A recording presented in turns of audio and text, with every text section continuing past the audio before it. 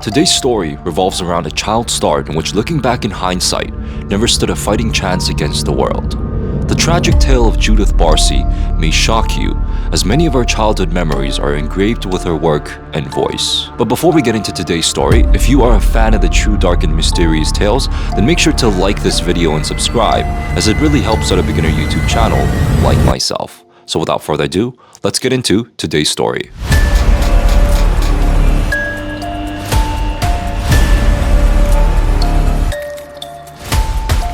Judith Eva Barsi was born on June 6, 1978, the only child to Joseph and Maria Barsi, who were Hungarian immigrants who had fled their homeland during the 1956 Hungarian uprising against the Soviet occupation. They immigrated to the United States and settled in LA, California, shortly before the birth of their daughter. Her father soon found work as a plumber, but by 1983 had begun to drink heavily and skip work. Meanwhile, Joseph would refuse to let his wife work. So for a while, the family lived on welfare, and when Joseph was inevitably terminated for his many absences due to his drinking, her mother Maria began to groom Judith for a movie career. And at age 5, she was discovered at a San Fernando Valley ice skating rink, in which she was mistaken for a 3-year-old and put to acting in television commercials. Members of a crew shooting a commercial at the ice skating rink noticed the pixelish 5-year-old girl skating artfully across the ice and hired her. As she was very short for her age, she often got roles playing girls younger than her actual age. She would go on to make over 70 commercials, making Judith one of the most recognizable child stars of her time. By the time she entered 4th grade, she was earning an estimated earning of $100,000 per year, an equivalent of over $200,000 in today's value, which her parents used to purchase a luxurious 4-bedroom home in the West Hills sections of LA. As Judith's income rose and provided a comfortable living for the family, Joseph found additional work as a plumber. But Joseph had a temper, which could be set off at any time, especially when he had too much to drink. If he suspected someone was snickering at him over his accent, he would reportedly go off on them and always confronted his surroundings. His co-workers reported that he would often grab a 2x4 and like to puff himself up in front of his friends. He told his colleagues that he lost a vision in one eye in a fight, and also confided that he had served time in New York for killing a man in a brawl. There is no record for him ever being arrested for such a crime.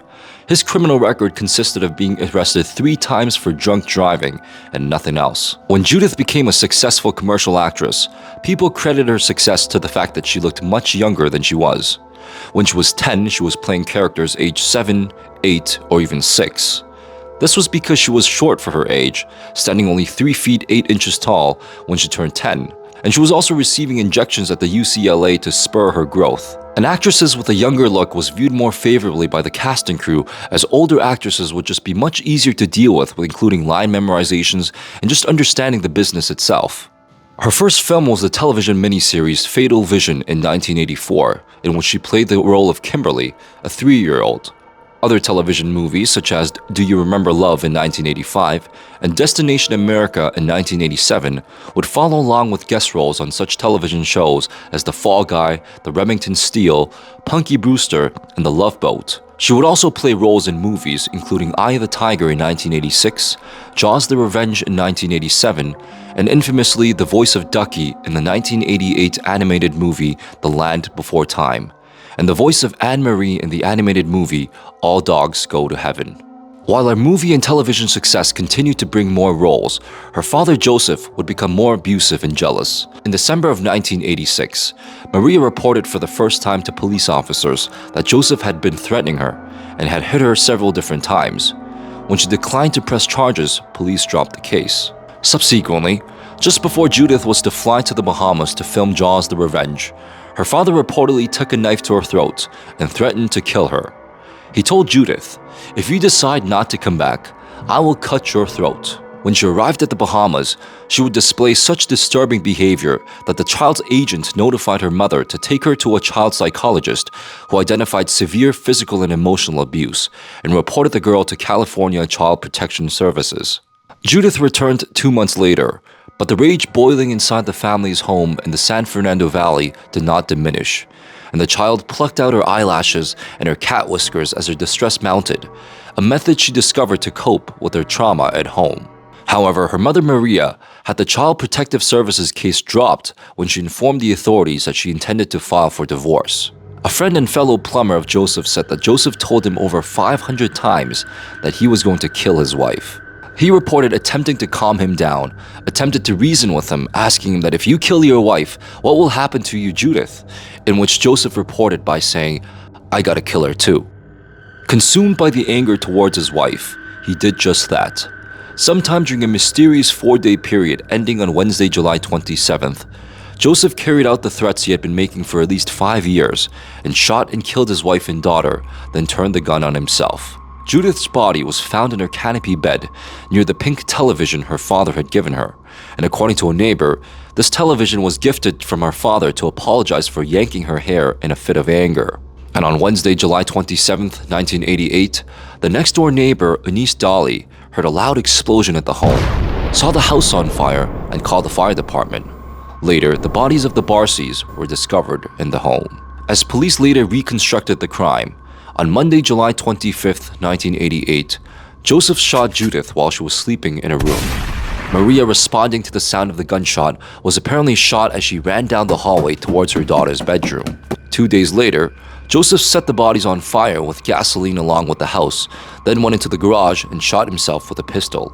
On August 9th, 1988, Judith and her mother Maria were buried in an unmarked grave at the Forest Lawn Memorial Park in Hollywood Hills. Several years later, in 2004, fans of Judith Barsi purchased headstones for their graves. Judith's headstone reads, "In memory of a lovely Judith Eva Barsi, our concrete angel.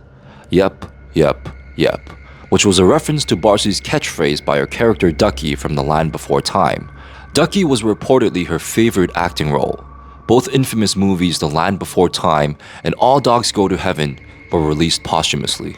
The brooding enigma in the tragedy is Joseph Barsi, a plumber who was ashamed of his Hungarian accent and who valued family so highly he told his brother-in-law, "If the family life is gone, then life is not worth living." His marriage was disintegrating, apparently after years of bitterness tied to his drinking and to his wife's refusal to forgive him when he stopped. So why did he kill his child, whom he is said to have treasured? A final act of possession? More sympathetic friends speculated that he may not have wanted to leave his child alone in the world after he and his wife were gone. Now, Maria and Joseph Barsi separately fled the 1956 Soviet occupation of Hungary. She was from a rural southern university town, and he from a rougher industrial area where he reportedly had a miserable childhood. Joseph told friends he had no mother or father, a much more stigmatizing defect in Hungary, where families stayed together. When they fought, Maria would use it against him, calling him a bastard, according to friends of both. Hungarian friends of the couple said they met at a Los Angeles restaurant that was a well-known gathering place for immigrants, and where the future wife worked as a waitress. Joseph would sit at the bar, head down over his drinks for which he paid with $100 bills. Maria was quite impressed. She thought Joseph would be able to provide her security. According to Judith's agent, Ruth Hansen, she urged Maria to make a final break from her husband, but kept hesitating, saying that in June that she wanted to stay in the neighborhood for Judith's birthday. Then in July, she said she didn't want to lose her home. And as for what might have set Joseph off, it is speculated that he might have discovered his wife's plan to move out. He also might have found out that she was planning for a divorce or that his daughter was seeing a psychologist.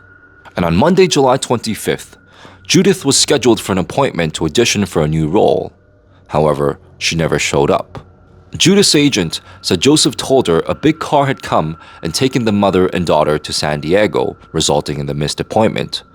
It is believed that the pair were killed on Monday or Tuesday, and on Tuesday night, Joseph told the agent in a telephone call that he had decided to move out of the home for good, but planned to stick around long enough to say goodbye to his little girl. Judith's final role was giving her voice to a little dinosaur, Ducky, in The Land Before Time, which was released after she died.